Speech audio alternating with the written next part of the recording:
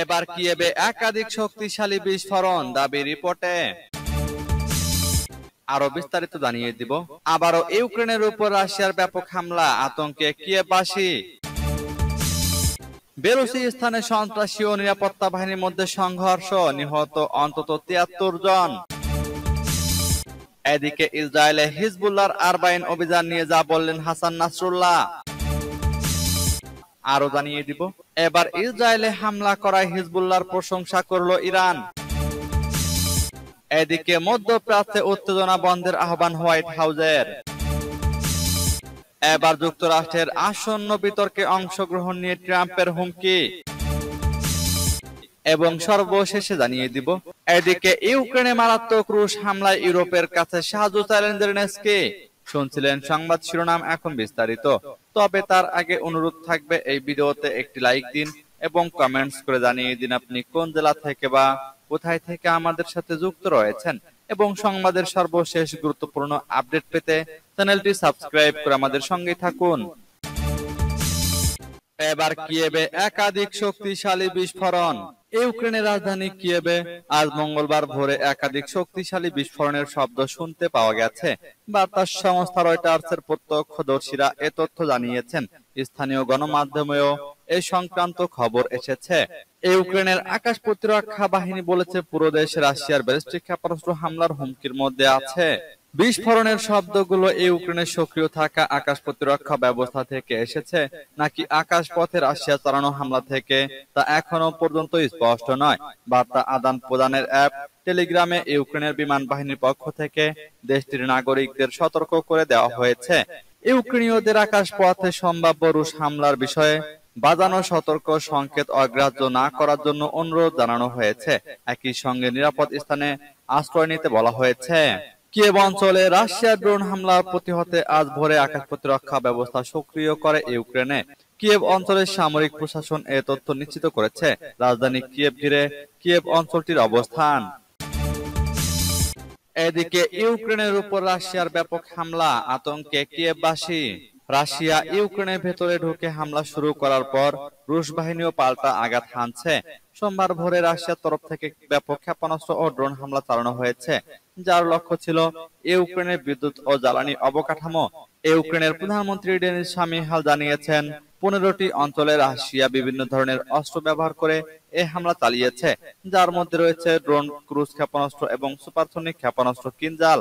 ইউক্রেনের president Volodymyr Zelensky এই হামলার ভয়াবহতা স্বীকার করেছেন। তার ভাষ্যমতে, রাশিয়া প্রায় 100টি ক্ষেপণাস্ত্র এবং 100টি ড্রোন ব্যবহার করেছে ইউক্রেনের উপর হামলার জন্য।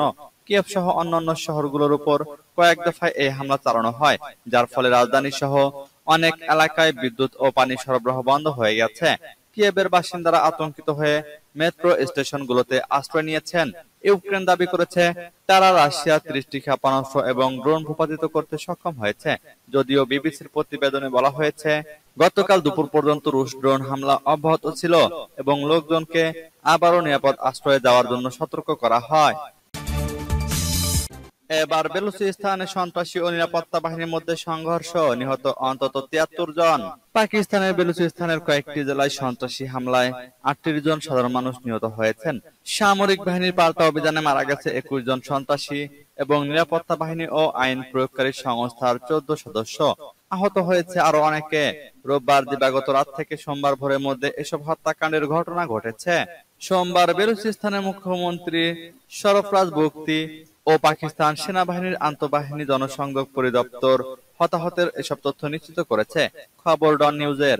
রোববার রাতে বেলুচিস্তান প্রদেশের মাস্তং, কালাত, পাসনি ও সুনসার জেলার থানায় সন্ত্রাসীরা হামলা চালায়। প্রদেশটির রাজধানী কোয়েটা সহ সিবি, পঞ্জগুর, মাস্তুং, তুরবত ও বেলাস শহরে সন্ত্রাসীরা বিস্ফোরণ ঘটায় এবং গ্রেনেড হামলা চালায়। প্রদেশের গোয়াদর জেলায় সুনসার থানায় হামলা চালিয়ে অস্ত্র লুট করে নেয় সন্ত্রাসীরা। মুসাখাইল জেলার সহকারী কমিশনার নজিব কাকার জানান, রোববার দিবাগত রাতে অস্ত্রধারীরা ররসম এলাকায় আন্তঃপ্রদেশ মহাসড়কে অনেকগুলো যাত্রীবাহী গাড়ি, ভ্যান, ট্রাক গাড়ি থামায়। এসব গাড়ি থেকে অস্ত্রধারীরা বেছে বেছে 23 জন পাঞ্জাবিকে হত্যা করে। মহাসড়কটি পাঞ্জাব ও বেলুচিস্তানকে যুক্ত করেছে। এদিকে ইসরায়েলে হিজবুল্লাহর আরবাইন অভিযান নিয়ে যা বললেন নাসরুল্লাহ।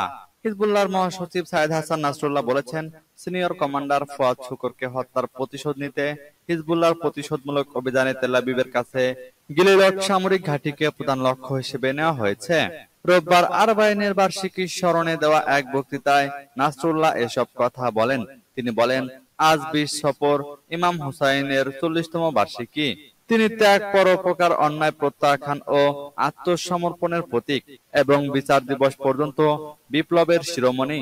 হিজবুল্লাহ নেতা এ সময় ইসরায়েলি সামরিক ঘাঁটিতে রোববারের সামরিক অভিযানকে আরবাইন অপারেশন বলে অভিহিত করেছেন। ইসরায়েল দক্ষিণ লেবাননের বিরুদ্ধে আগ্রাসনের সমস্ত রেড লাইন অতিক্রম করেছে উল্লেখ করে নাসরুল্লাহ বলেন, হিজবুল্লাহ তাদের আরবাইন অভিযানে দখলকৃত ভূমিতে কোনো বেসামরিক লোককে আঘাত করেনি। হিজবুল্লাহর মহাসচিব এ সময় ইহুদিবাদী সত্তার বিরুদ্ধে ফুয়াদ শুকুরের শাহাদাতের প্রতিশোধ নিতে বিলম্বের কারণ সম্পর্কে বলেছেন। হিজবুল্লাহ গাজা উপত্যকায় ইসরায়েলি গণহত্যামূলক আগ্রাসনের অবসানের জন্য গাজা যুদ্ধবিরতি আলোচনার সুযোগ দিতে চেয়েছিল। মূলত এ কারণেই প্রতিশোধ নিতে বিলম্ব হয়েছে। এবার ইসরায়েলে হামলা করায় হিজবুল্লাহর প্রশংসা করল ইরান। ইসরায়েলে বড় পরিসরে হামলা চালিয়েছে হিজবুল্লাহ। রোববার ইসরায়েলের অভ্যন্তরে বিপুল সংখ্যক ক্ষেপণাস্ত্র ছুড়েছে তারা। হিজবুল্লাহর এই হামলার প্রশংসা করেছে ইরান। তারা বলেছে, বর্তমান পরিস্থিতিতে ইসরায়েল এসব হামলা রুখে দেওয়ার সক্ষমতা হারিয়েছে। হিজবুল্লাহ নেতা হাসান নাসরুল্লাহ রোববার হামলার বিষয়টি নিশ্চিত করে বলেন, ইসরায়েলি সেনাবাহিনীর মূল গোয়েন্দা ঘাঁটি গিলড বেসকে লক্ষ্য করে বড় পরিসরে এই ড্রোন ও ক্ষেপণাস্ত্র হামলা চালানো হয়েছে। গাজায় ইসরায়েলি আগ্রাসন এবং তেহরানে হামাস নেতা ইসমাইল হানিয়ার হত্যাকাণ্ডকে কেন্দ্র করে ক্রমেই উত্তপ্ত হচ্ছে মধ্যপ্রাচ্যের পরিস্থিতি। এর মধ্যেই লেবাননের ইরানপন্থী সশস্ত্র গোষ্ঠী হিজবুল্লাহর সঙ্গেও যুদ্ধে জড়িয়ে পড়েছে ইসরায়েল। এদিকে মধ্যপ্রাচ্যে উত্তেজনা বন্ধের আহ্বান হোয়াইট হাউজের। মধ্যপ্রাচ্যে উত্তেজনা বন্ধের আহ্বান জানিয়েছেন হোয়াইট হাউজের নিরাপত্তা উপদেষ্টা জ্যাক সুলিভান। এছাড়াও মার্কিন যুক্তরাষ্ট্র ইসরায়েল হিজবুল্লাহ সংঘাত বন্ধে কাজ করছে। সোমবার এক প্রতিবেদনে দ্য ইকোনমিক টাইমস এ তথ্য জানায়। প্রতিবেদনে বলা হয়, স্থানীয় সময় রোববার কানাডার হ্যালিফ্যাক্স শহরে এক প্রেস ব্রিফিং এ তিনি এ কথা বলেন। সুলিভান জানান, গাজা ইসরায়েল যুদ্ধের মাঝেই সর্বাত্মক যুদ্ধের দ্বারপ্রান্তে হিজবুল্লাহ ও ইসরায়েল। এ ঘটনা নিয়ে গভীরভাবে চিন্তিত যুক্তরাষ্ট্র। সুলিভান আরো বলেন, গাজায় যুদ্ধবিরতি চুক্তিতে পৌঁছানোর পাশাপাশি ইসরায়েল ও লেবাননের সীমান্তে শান্ত হওয়ার পরিকল্পনার দিকে যুক্তরাষ্ট্র এখনো কাজ করছে। মধ্যপ্রাচ্যে উত্তেজনা বন্ধে যুক্তরাষ্ট্র সব রকম আলোচনা চালিয়ে যাবে বলেও উল্লেখ করেছেন তিনি। এদিকে লেবানন ও তেল আবিবের সংঘাত এড়ানোর আহ্বান জানিয়েছে জাতিসংঘ। যুদ্ধ না জড়ানোর কথা জানিয়েছে যুক্তরাজ্য ও জর্ডান। এবার যুক্তরাষ্ট্রের আসন্ন বিতর্কে অংশগ্রহণ নিয়ে ট্রাম্পের হুমকি। ডোনাল্ড ট্রাম্প এবং কমলা হ্যারিসের প্রচার অভিযান টিম যুক্তরাষ্ট্রের আসন্ন প্রেসিডেন্ট নির্বাচনের বিতর্ক নিয়ে সোমবার একে অপরের সাথে দ্বন্দ্বে জড়িয়েছে। হ্যারিসের দল বিতর্কে উন্মুক্ত মাইক্রোফোনের নিয়ম ফিরিয়ে আনার দাবি জানিয়েছে।